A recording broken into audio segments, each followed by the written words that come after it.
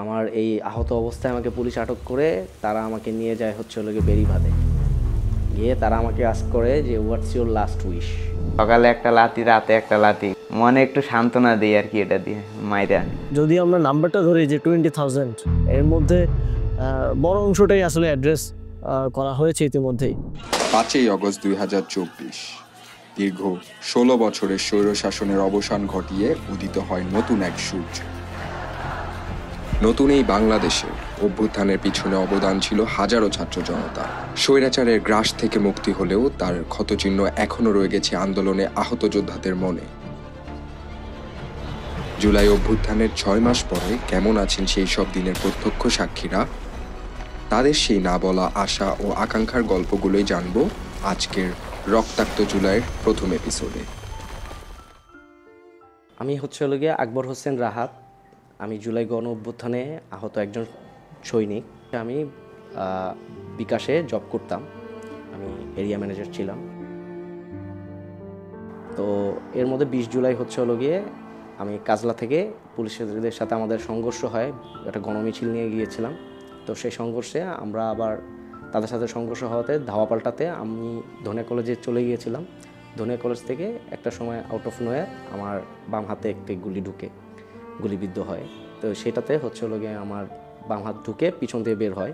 গুলি খাওয়ার সাথে সাথে পড়ে গেছি। পড়ে যাওয়ার পর যখন উঠি নিজ জোরে আর কি, উঠে যখন দৌড় দিই তখন দেখলাম যে আমার হাতটা সম্পূর্ণ রাবারের মতো একটা ফ্লেক্সিবল হয়ে গেছে, এতটা রশির মতো। আমার কাছাকাছি যেই প্রাইভেট হসপিটাল ছিল সেখানে আমি ফার্স্ট এইড নেই। সেখান থেকে ফার্স্ট এইড নেওয়ার পর তারা আমাকে রেফার করে যে আপনি ঢাকা মেডিকেলে ভর্তি হন।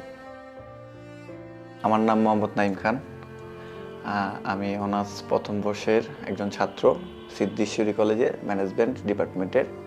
20 জুলাই দুপুর 2টা বা 3টা এর মধ্যে যাত্রাবাড়ি কাজলা সেই সংলগ্নে আদর্শ স্কুলের সামনে বোধ হয় ছাদ বা হেলিকপ্টারের থেকে আমাকে চায়না রাইফেল দিয়া গুলি নিক্ষেপ করে, যার ফলে আমার পিছনের এই সাইডে গুলি লেগে ভিতরে খাদ্যনালী এবং নাড়িভুড়ি ছিন্ন বিচ্ছিন্ন হয়ে যায়।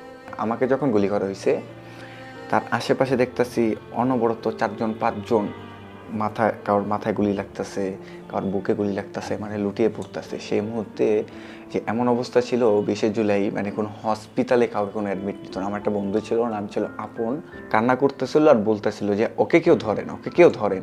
এত রক্ত ছিল আমার, মানে সারা শরীরে রক্ত পড়ে গেছিলো। আমাকে 2-3 জন যারা ধরছিল তাদের শরীরে রক্ত পড়ে গেছিলো। পরে সেই মুহূর্তে তারা আমাকে এক্সরে করলো, টাইম ওয়েস্ট করলো, আমাকে এক জায়গায় বসায় রাখলো। পরে বলতেছে এখানে এটা আমাদের এই হসপিটালে ধারা পসিবল না যে ওকে আমরা ট্রিটমেন্ট দেবো। পরে আমাকে রেফার করলো ঢাকা মেডিকেল। পরে সেক্ষেত্রে তখন তো আপনার জানার কথা ছিল 20 জুলাই ঢাকা মেডিকেল যতগুলা বেসরকারি হসপিটাল ছিল অবস্থা অনেক করুণ ছিল। ঢাকা মেডিকেলে যে ইনসিডেন্টগুলো হয়েছে এখানে সিনারিও যেটা ছিল সেটা হচ্ছে যাওয়ার পর যেদিন 20 তারিখ ভর্তি হই ওদিনকার রাতে ছাত্রলীগের বেশ কিছু ছেলেপেলেরা এসে আমাদের উপর অ্যাটাক করার একটা মনোভাব নিয়েছিল তারা আর কি। তো অ্যাটাক করেছেও, ঠিক আছে, কিন্তু আমি কোনো রকম একজন ডাক্তারের সাহায্যে বেঁচে গেছি, উনি আমাকে বাঁচিয়ে দিয়েছেন।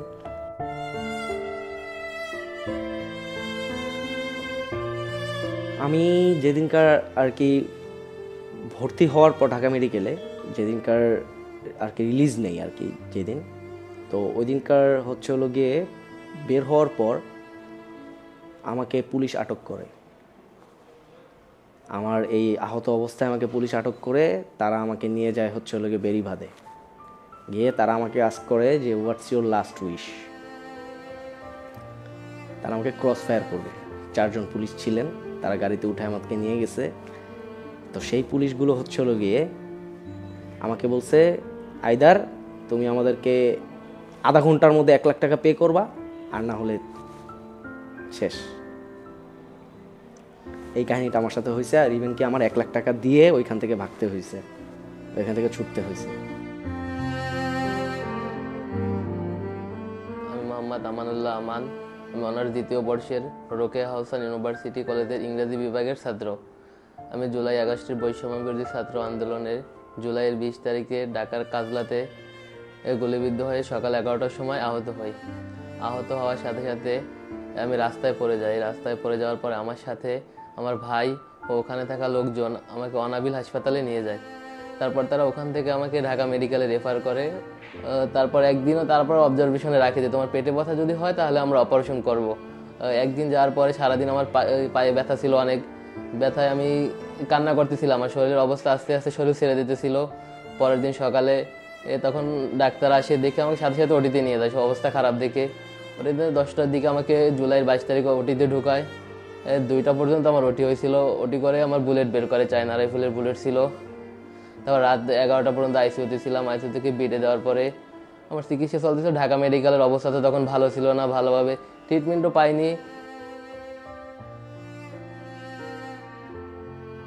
তারপরের থেকে প্রায় আমি 27 দিনের মতন আইসিইউতে ছিলাম। পরে আমি সেন্সলেস অবস্থায় ছিলাম। কি ঘটছে বা আমার সাথে কি হয়েছে সেগুলো আমার এখনো মনে পড়তেছে না। আমি যখন 5ই আগস্ট ছিল তখন আমি 8 দিনে ভর্তি ছিলাম, কারণ আমি আগেই বলছিলাম আমাকে 20 থেকে 29 জুলাই পর্যন্ত আমার নামে 13 থেকে 14টা মামলা ছিল। মামলা এমনকি আমার যে একটা ডক্টর ছিল, তার নাম হলো আব্দুল কুদ্দুস বিপ্লব। সে স্যারটার কাছে আমি এখনও কৃতজ্ঞ, কেননা সে আমার বিনা পারিশ্রমিকে 4টা সার্জন আমাকে বিনা পারিশ্রমিক অপারেশন করছে। এমনকি রক্ত তারা নিজেদের শরীরের রক্ত আমাকে ডোনেট করছে। এমনকি আমি যে মামলাগুলো হয়রানিগুলো হয়েছি সেই সাপেক্ষে তারাও হয়েছে। 3 অক্টোবর আমি জানতে পারছি যে আমার ভিতরে খাদ্যনালী নালীগুলো ছিটিয়ে বেরিয়ে গেছে। তার আগে আমি কিছুই জানতে পারতাম না।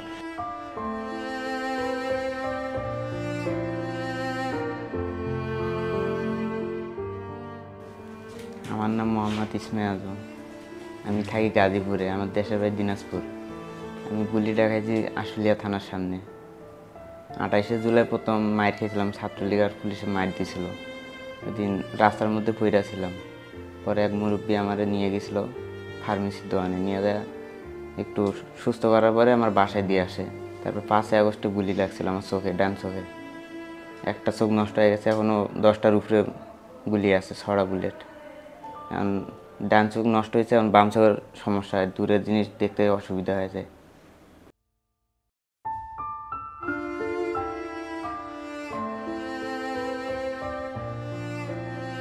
আসসালামু আলাইকুম, আমার নাম মোহাম্মদ বুলবুল আহমেদ আকাশ। আমি আশুলিয়া বাইপেলে গার্মেন্টস একজন শ্রমিক।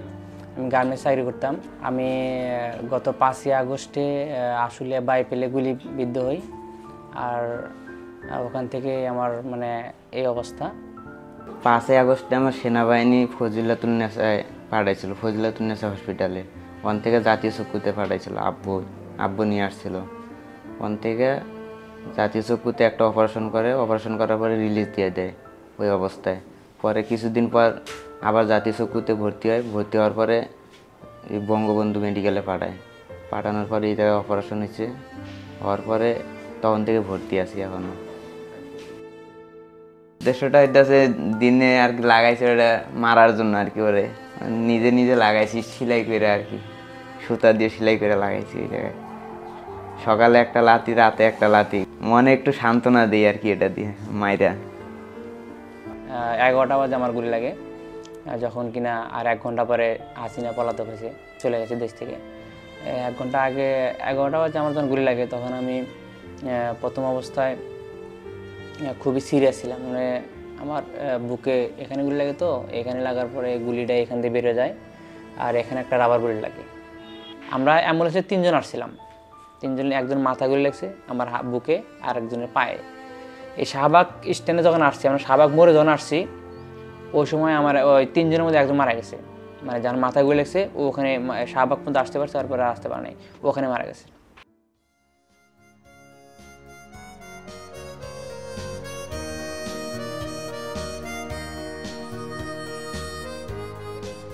নিজেকে ফোন টিপার মতো অবস্থায় ছিলাম না, সবার কাছে শুনতাম যে শেখ হাসিনা পালাই গেছে। তারপর আমি হঠাৎ করে ফোনটা হাতে নিয়ে আস্তে করে দেখি আমার এক ভাই ওই বিজয় মিছিলে গণভবনে গেছে। তারপর আমি ওকে মেসেজ পাঠাই যে কোথায় আছো, বলে আমি বিজয় মিছিলে গণভবনে আসছি। তখন আমি ওরে বলে আমাকে কি এসে নিয়ে যেতে পারবি, আমার ওখানে যেতে ইচ্ছা করতেছে। তখন শুনছি যে স্বৈরাচার শেখ হাসিনা পালিয়ে গেছে। 3 অক্টোবর আমার মনে আছে, আমি ফার্স্ট উঠছি, আমার ডক্টর বলতেছে আরে বেটা দেশ তো স্বাধীন হয়ে গেছে। আমার মনের থেকে আমি অনেক এই খুশির আবার বলার মতন না, যে নিজের কাছে মনে হয় যে রক্ত দেওয়ার জীবনে কোনো ক্ষেত্রে যে নৈতিক কাজের জন্য এই যে রক্ত দিছি, রক্তটা সাকসেস হয়েছে, মানে এটা আমার আমার নিজের কাছে অনেক মানে খুশি ছিল, যেটা মানে বোঝানোর মতন আমি সক্ষমতা রাখতে পারতেছি না। সর্বপ্রথম মাথায় চিন্তা হয়েছে যে চোখটা গেছে, ওটা কোনো কষ্ট লাগে না। যখন চইলা যা শোনা হয়েছে তখন ভাল লাগছিল, অনেক ভাল লাগছে আর কি।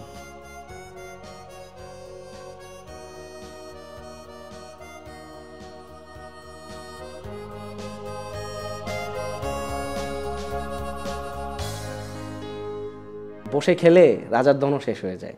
সো এতদিন তো পুঁজি খাচ্ছি এখনও, ঠিক আছে, 7 মাস ধরে।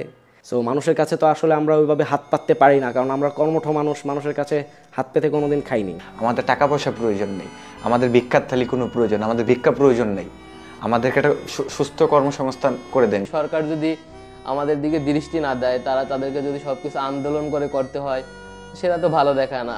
আমরা চাই সরকারের কাছে আমরা তাদেরকে বলবো না যে আমাদের আর্থিক অনুদান দেন, আমাদেরকে একটা কর্মসংস্থানের ব্যবস্থা করে দেন, আমরা যেন নিজেদের মতো করে নিজেরা ইনকাম করে চলতে পারি।